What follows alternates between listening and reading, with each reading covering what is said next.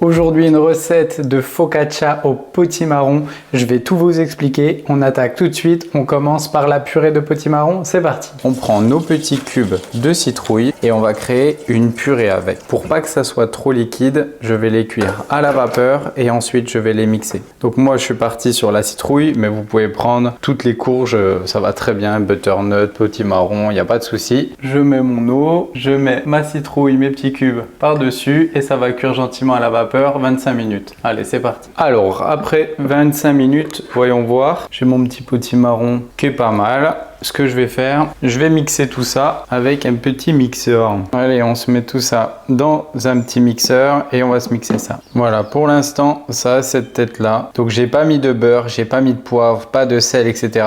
Vous pouvez bien sûr assaisonner suivant vos envies, mais surtout pas trop liquide. C'est pas mauvais, c'est pas trop filandreux. Oh, c'est bon, 156 grammes. Donc là, parfait, je vais quand même la passer un petit peu au frigo. Ça sera mieux parce que sinon, votre pâte, elle va être complètement déstructurée. Donc là, je filme, je mets au frigo et je m'en sers une fois que c'est frais. Pour ce test, c'est une recette que je n'ai jamais fait, donc il va falloir être indulgent.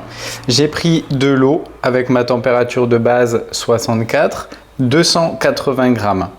J'ai mon huile de noisette, voilà, une petite 30 grammes d'huile de noisette, 350 grammes de farine, j'ai pris celle-là aujourd'hui, Blé Sélection, label rouge T65, du supermarché, 10 grammes de sel, j'ai mis un petit peu plus de sel que d'habitude à cause de la purée, et ma levure, je suis à 4 grammes de levure fraîche, 2 grammes si vous prenez de la sèche. Et ma purée, voilà, qui est bien fraîche, et là ma purée c'est 150 grammes. Donc je mets tout dans mon batteur et ensuite on va voir le pétrissage ensemble. Et pour augmenter le côté un peu orange, je pense que je vais mettre un petit peu de paprika. Je vais vraiment pas en mettre beaucoup, je vais prendre ma balance, surtout les amis, pesez bien, c'est le secret. Bon, je vais en mettre 2 grammes, c'est l'équivalent d'une cuillère à café. Allez, 4 minutes en première vitesse. Alors, fallait bien que ça arrive, donc là, on voit que ça fait de la soupe. C'est trop hydraté, beaucoup trop. Donc j'aurais dû faire attention, j'aurais dû mettre beaucoup moins d'eau dès le début. C'est pas grave, à ce moment-là, la technique du contre-phrasage. Donc nous allons rajouter de la farine, mais pour ne pas déséquilibrer notre recette, nous allons rajouter aussi du sel et de la levure en proportion. Ça, c'est très important pour ne pas avoir beaucoup de farine et pas de sel. Donc là, pour ma recette, je vais rajouter 100 g de farine. Donc je vais rajouter 2 g de sel, ça va suffire largement. Et ensuite, pour la levure, je peux rajouter une paillette, mais normalement, ça devrait être bon. Allez, c'est reparti. Voilà, j'ai ma coupelle, mes 100 g de farine, mon sel, un tout petit peu de levure et je fais ce qu'on appelle contre-phraser. Allez, c'est reparti. Et bien sûr, on remet en première vitesse. Donc là, on va passer en deuxième vitesse. Donc j'ai ajouté 50 g à nouveau, 50 g, 1 g de sel et une toute petite paillette de levure. Et là, ma consistance commence à être pas mal. Elle est encore un peu douce, mais ça va le faire en deuxième vitesse, ça va pétrir, ça va aller. Allez, 6 minutes en deuxième vitesse, c'est parti. Voilà, le réseau qui est fait. Donc de toute façon, sous la vidéo, je vous mettrai la bonne recette avec les bonnes quantités bien calibrées. Alors ensuite, nous prenons un bac un petit peu graissé et nous allons faire couler notre pâte dedans, tout simplement pour ne pas trop fariner. Donc là, j'ai une pâte qui est bien pétrie, qui a de la résistance. Je vais faire un rabat. Donc je ramène tout vers l'intérieur, hop, je peux la prendre dans mes mains et je la dépose d'un coup sec. À ce moment-là, deux options, soit une version courte où nous allons la laisser 2 heures à température ambiante et ensuite on la travaille, ou alors on laisse 30 minutes, on fait un rabat et on laisse 10 heures à 4 degrés. Allez, nous aujourd'hui, c'est version rapide. À dans 2 heures. Après 2 heures de fermentation, hop, le résultat est vraiment pas mal. On a un réseau qui est un petit peu plus marqué, donc on a de la ténacité, c'est parfait. Pour mes focaccia, je prends un petit moule comme ça en métal de 24 par 24. Ça marche très bien. Et par contre, comme j'ai fait mon ajustement au niveau de ma pâte, allez, pour mon moule de 24 par 24, je vais prélever 800 g de pâte. Je vais le déposer dans mon moule. Je vais laisser une petite détente de 10 minutes. Et ensuite, je vais venir l'aplatir un tout petit peu pour qu'il prenne bien les angles. Et pour le reste, j'ai fait des petits individuels comme ça, des petites focaccia à 50 grammes dans des moules en flexipan. Je pense que ça va être très sympa.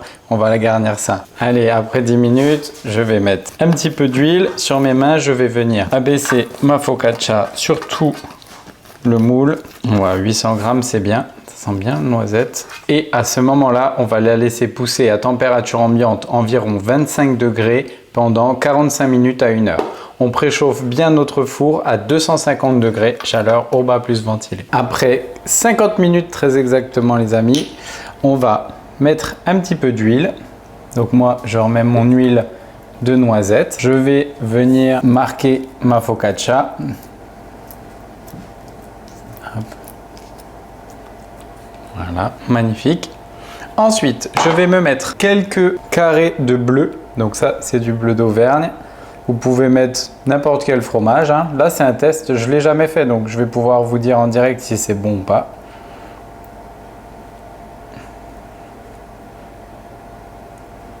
Ensuite, on va se casser quelques noisettes. Hop, des petites noisettes grillées. Je vais parsemer un petit peu pour le côté croustillant.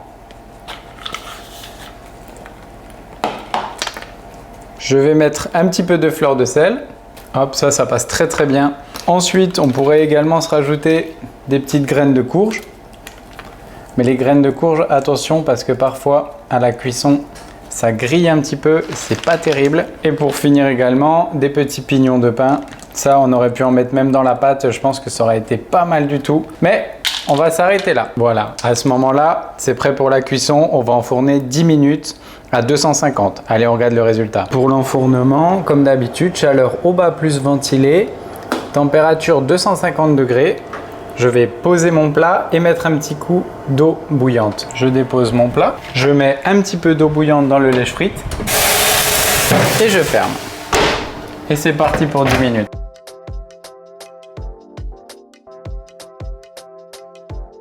Après 10 minutes à 250, c'est parfait.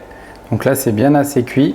J'ai préparé mes petites individuelles. Donc je vais mettre ça au four et on verra le résultat. Et ensuite, petite surprise à la dégustation. Quand vous faites des produits cuits en moule, n'oubliez pas de les laisser resuer à la fin de la cuisson, c'est-à-dire refroidir sur une grille pour éviter que l'humidité qui va ressortir se remette dans le produit et vous gagnerez comme ça la conservation.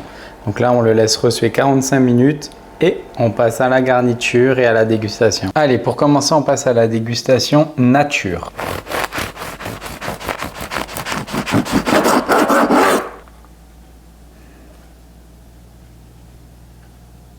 Allez, c'est l'heure des 4 heures, on y va. Donc au niveau de l'odeur, on sent pas de choses incroyables. Alors principalement, on sent vraiment le bleu en fromage qui a été mis dessus. Au niveau de la texture, on a vraiment une texture de focaccia parfaite, bien moelleuse. Mais sincèrement, au niveau du goût, ça sent pas trop la courge ni le butternut. On va pas se mentir les amis. Après, peut-être que nutritionnellement, ce petit marron, il nous apporte quelque chose. Mais en tout cas, au niveau du goût, on sent pas trop la courge. Allez, je vous montre une petite variante garniture avec un petit jambon italien. Ça va être parfait pour l'apéro. Allez, on va y aller franco. On va se prendre la moitié. Je vais l'ouvrir en deux. On va se prendre un petit peu de fromage frais. Et là, vous pouvez vous faire plaisir. Vous pouvez mettre du piment. Vous pouvez mettre des épices. Vous pouvez mettre tout ce qui vous fait plaisir. Voilà. Et ensuite, on se prend un petit jambon italien. Et là, vous pouvez prendre tout ce qui vous fait plaisir. Comme à votre habitude, on se le tortille en mettant un petit peu de volume. Et là, je pense que quelques petits pignons, ça sera pas mal du tout pour apporter un petit peu de croquant. Waouh!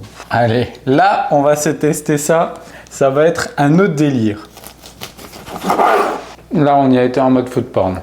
Là, franchement, ça, c'est excellent, les amis. Je vous laisse passer à la vidéo sur la focaccia au levain qui déglingue. Vous allez adorer. Je suis sûr, je vous dis à bientôt. Ciao, ciao!